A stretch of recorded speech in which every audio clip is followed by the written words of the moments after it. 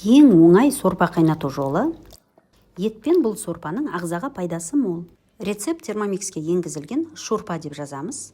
Чашаға су құямыз. Бу себетіне ет саламыз. Жуа, дәмін келтіргіштер лавр жапырағы, қара бұрыш, тұз және де көкшөп. Программаны 60 минутқа қоямыз. Осы уақытта басқа жұмыстармен айналыссаңыз болады. Мөп-мөлдір сорпа дайын болды. Етті сүзіп алып, турап, қайдадан саламыз. Енді көкөністер саламыз. Картошка, сәбіз, паприка, болгар бұрышы және де қызанақ. Тағы 10 минут. Қайнап жатқан кезде қақпағын ашып, қара бұрыш, паприка және де сарымсақ салсаңыз болады. Нәрлі, шырынды, құнарлы ет пен көкөністерге толы сорпамыз дайын. Сағаттап қайнатудың, араластырып тұрудың қажеті жоқ. Барлық тағамдарды салып, кірішкісін жауып программа қойсаңыз болды, өзі дайындай береді.